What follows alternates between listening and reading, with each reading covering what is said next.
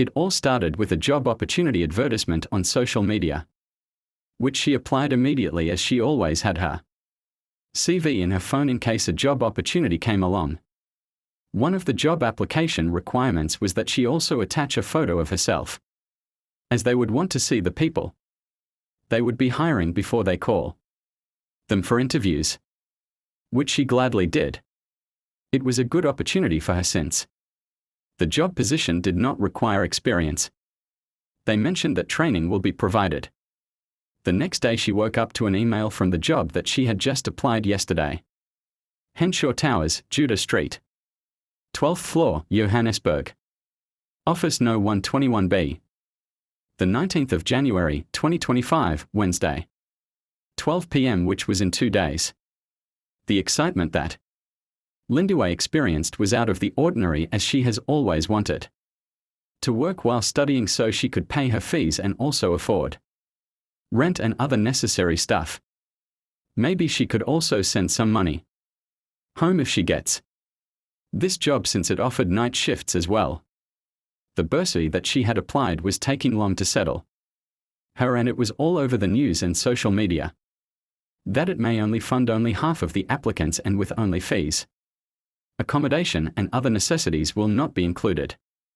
Coming from a poor background made Lindiwe to push harder and start looking for any available job in the promising city of Johannesburg, so she doesn't find herself back at her home village.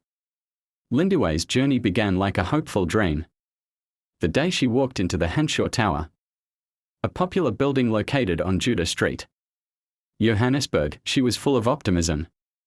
The Henshaw Tower was a well-known building, home to many small businesses, and was a familiar sight for many students who had come to Johannesburg in search of work.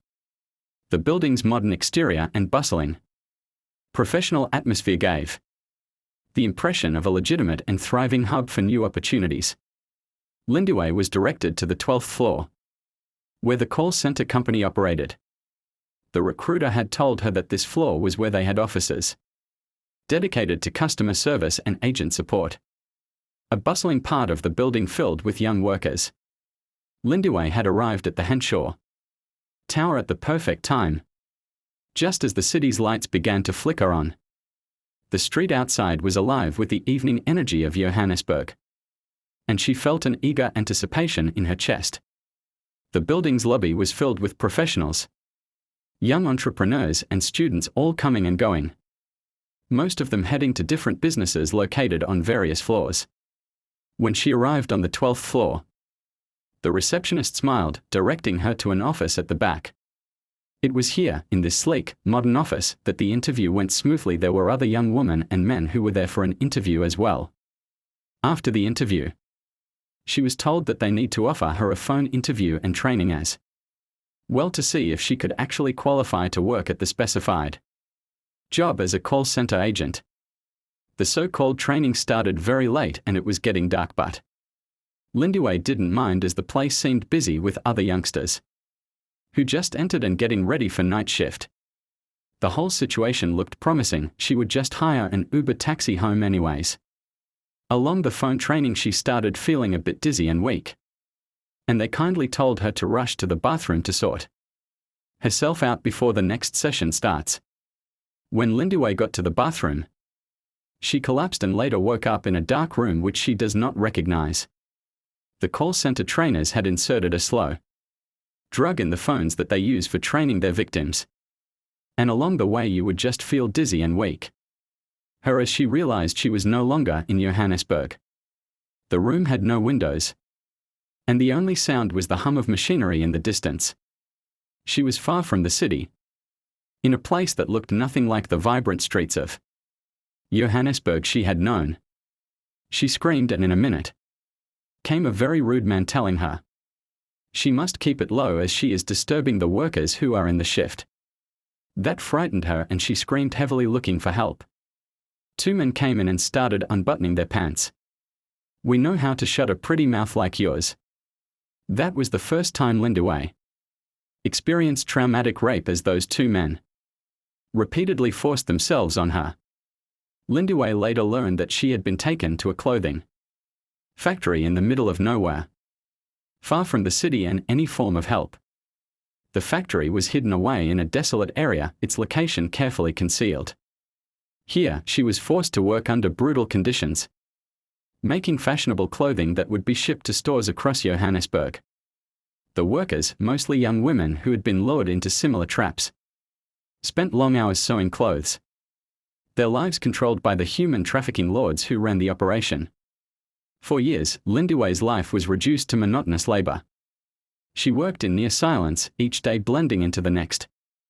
The factory was a prison, and the men who controlled it were ruthless, watching every move and enforcing a code of silence. She was kept in the factory for 30 years. Far removed from the world she had once known. The city of Johannesburg, which she had hoped would be a place of opportunity, felt like a distant memory now. Sometimes when they were working, some of the men would call them in some of the rooms and told them to entertain them sexually, also putting their private parts in their mouth, instructing them to such it. Another man would be watching and be like, "Make it snappy. I can't wait to taste this new girl."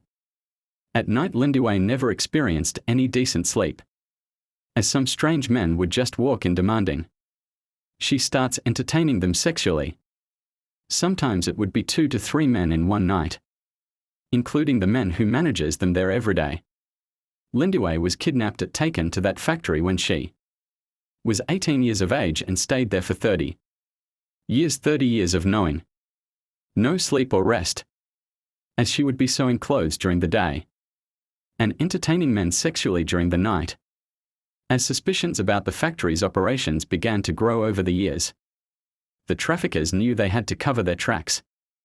They couldn't afford to let the factory's dark secrets come to light. In a desperate bid to destroy any evidence, the human traffickers orchestrated a fire in the factory. The fire, set deliberately by the lords to wipe out all traces of the operation, broke out one night. It was chaotic. Many of the workers had been trapped inside, and it was clear that the fire was no accident. The flames tore through the factory, destroying the evidence and killing several of the workers. But Lindiwe, against all odds, managed to escape the inferno. She ran through the smoke, avoiding the flames as best as she could. She found her way to a nearby road and flagged down a truck, the driver unaware of what she had endured. Lindiwe was free at last, but the damage had been done. After 30 years of forced labor, her life had been shattered. When she finally returned to Johannesburg, it was a place she hardly recognized. She was no longer the vibrant young woman who had arrived full of dreams. She was now a woman of 48-year-old woman. Her spirit broken, her appearance aged beyond her years. When she arrived at her family's village, she learned the devastating truth: her parents had passed away long ago, never knowing what had become of their beloved daughter. Lindiwe had been lost for 3 decades. And by the time she made it home, she had nothing left of the life she had once dreamed of. The human trafficking lords, who had destroyed Lindiwe's life and so many others, continued to operate in the shadows, their fire having erased the evidence of their crimes. They were never caught, and their dark empire remained hidden, continuing to lure vulnerable women like Lindiwe into their grasp. Lindiwe's journey back to freedom was bittersweet. She had escaped, but at a terrible cost. Okay, that will be all from me today. If you find this story educational, please like and subscribe to our channel and watch more of the stories in our channel. We love you very much. Bye.